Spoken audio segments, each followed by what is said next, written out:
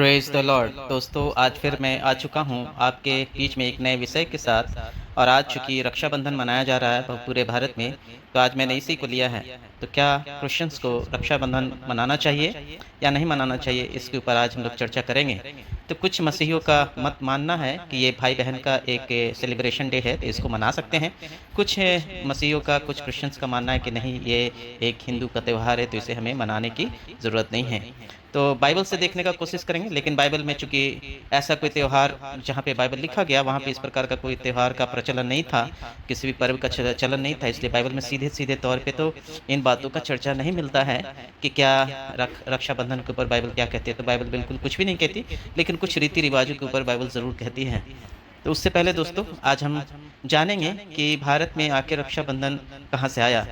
भारत के कुछ ऐसे प्रसिद्ध कहानियाँ, मिथोलॉजिकल कहानियाँ हैं जिसके द्वारा रक्षाबंधन की पुष्टि होती है। तो उन कहानियों के ऊपर चर्चा करेंगे और फिर बाइबल के उन पदों को देखेंगे जिसमें रीति रिवाज के ऊपर परमेश्वर ने क्या कहा है। तो पहला जो मिथोलॉजिकल कहानी है वो ये है कि भगवान इंद्र एक युद्ध लड़ रहे थे राक्षसों के साथ, और उस युद्ध में उनकी हार हो रही थी। तब उनकी पत्नी ने कहीं से एक धागा लाया और उसमें बहुत प्रार्थना किया हुआ धागा था, उनकी कलाई पे बांध दिया, और जिसके कारण वो बाद में युद्ध को जीत सके। दूसरा कहानी जो प्रचलित है वो है राजा बाली और लक्ष्मी, देवी लक्ष्मी के बारे में। लक्ष्मी के पति जब बाली के साथ युद्ध कर रहे थे, तब लक्ष्मी अपने पति को बहुत मिस कर रही थी, बहुत उनको कमी महसूस हो रही थी। तो वो एक योजना बनाई और वो जाकर बाली को एक धागा बांध देती है हाथ में और उसको अपना भाई बनाती है, क्योंकि अब भाई का कर्तव्य है कि बहन को कुछ उपहार दे। तो उसने निवेदन किया कि वो उस युद्ध में उसके पति को नुकसान नहीं करेंगे।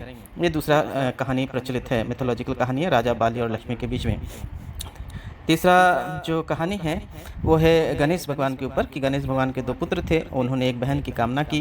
तो उनके पिता जो है उनके निवेदन को मान लिया और एक बहन को उन्होंने उत्पन्न किया अग्नि से, और उसके बाद वो रक्षा बंधन के रूप में उन्हें मनाने लगे। और क्या हुआ फाइनल उसमें आखिरी जो कहानी है उसमें यह है, एक और कहानी मैं ले रहा हूँ, उसमें है कि एक भाई बहन थे जो कि यम जो था, यमदूत जो कि देवता है, उसकी एक बहन थी यमुना, और वो मतलब मृत्यु लोक की थी, उसे मृत्यु आ सकता। तो यम गया अपनी बहन से और उसको देखा, तो वो बहन देखकर बहुत खुश हुई और अपने भाई के साथ और ज़्यादा समय बिताना चाहती थी, लेकिन वो मृत्यु लोक की थी, उसको एक दिन मृत्यु को प्राप्त होना था। तो उसने रिक्वेस्ट किया, निवेदन किया कि वो और यहाँ रहे। तो भाई ने उसको क्या किया कि ठीक है, उसको क्या बना दिया, उसको इमॉर्टल बना दिया। अब वो मर नहीं सकती थी, अमरता को प्राप्त हो चुकी थी। तो राखी जो है बेसिकली ये कुछ कहानियाँ हैं हिंदू मिथोलॉजिकल बुक्स में, जिसके द्वारा राखी का प्रचलन भारत में। एक और बहुत फेमस कहानी है कृष्ण और द्रौपदी के बारे में, कि कृष्ण का उंगली एक बार कट गया था युद्ध में, तो द्रौपदी ने अपने आंचल को फाड़ कर उन्हें उस खून, बहते हुए खून को रोकने का कोशिश किया, और इसके एवज में कृष्ण ने द्रौपदी को भरी सभा में जब उसकी वस्त्रहीन किया गया था, तो उसमें उन्होंने अपने साड़ी देकर वस्त्र उसे उसकी लाज और इज्जत को बचाया था। तो ये कुछ कहानियाँ हैं जो बहुत फेमस है, भारत में बहुत प्रसिद्ध है। ऐसी इन्हीं कहानियों के तर्ज पे भारत में रक्षाबंधन भाई बहन के रूप में बहन बांधती है और भाई को कुछ उपहार देते हैं, और भाई अपने बहन को सुरक्षा देने का वादा करते हैं। तो दोस्तों, ये कुछ कहानियाँ थी जिसे मैं आपके बीच में रखना चाहता था। मैं आशा करता हूँ इन कहानियों को आप समझ चुके हैं। तो आइए बाइबल के वचन से देखेंगे कि बाइबल रीति रिवाजों के बारे में क्या कहती है। बाइबल सीधे तौर पे रक्षाबंधन के ऊपर कुछ नहीं कहती, लेकिन आइए देखते हैं। तो यहाँ पे इस प्रकार इफिसियंस से 5 अध्याय के 11 पद में लिखा है, और अंधकार के निष्फल कामों में सहभागी ना हो, वरन उन पर उलाहना दो। तो बहुत स्पष्ट लिखा है कि ऐसे काम जो कि अंधकार की ओर ले जाता है, अंधविश्वास की ओर ले जाता है, ऐसे कामों में तुम भागी ना हो, लेकिन उसका हो सके तो उसको तुम खंडन करो, उसके सच्चाई को लोगों के सामने प्रकट करो। आइए दूसरे वचन की ओर देखते हैं, और वो चौथा अध्याय इफिसियंस 4 अध्याय का मैंने लिया है 17 और 18 पद। तो इसमें इस प्रकार से लिखा है 17 में, इसलिए मैं ये कहता हूँ और प्रभु में जताए देता हूँ कि जैसे अन्य जाति लोग अपने मन के अनर्थ की रीति पर चलते हैं, तुम अब से फिर ऐसे न चलो। तो साफ साफ लिखा है कि दूसरी जाति के लोग बहुत सारे धर्म को, बहुत सारे रीति रिवाजों को फॉलो करते हैं, लेकिन मसीहों को उनको करने का जरूरत नहीं, क्योंकि वो उसमें अविश्वास नहीं करते हैं। 18 में लिखा है, क्योंकि उनकी बुद्धि अंधेरी हो गई है और उस अज्ञानता के कारण जो उनमें है, और उनके मन की कठोरता के कारण वे परमेश्वर के जीवन से अलग किए हुए हैं। और ये ऐसा करते हैं क्योंकि वो सच्चाई को नहीं जानते, सच्चाई को नहीं समझते हैं, इसलिए वैसा करते हैं। क्योंकि आप मसीह हैं, यीशु मसीह को मानते हैं, तो आप सच्चाई को आप समझते हैं, पढ़ते हैं, समझते हैं। तो कोई ज़रूरी नहीं है कि आप इन बातों को भी अपने जीवन में दोहराएं। तो दोस्तों, मैं पूरे आपके ऊपर छोड़ता हूँ। आप चाहते हैं तो मना भी सकते हैं, आप नहीं चाहते हैं तो नहीं मना सकते हैं। ये बिल्कुल आपका अपना निर्णय होगा, रक्षाबंधन को मनाना या नहीं मनाना। मैं इस पर कोई टिप्पणी नहीं करना चाहता, क्योंकि बाइबल इसके ऊपर सीधे सीधे कोई बात को नहीं कहती।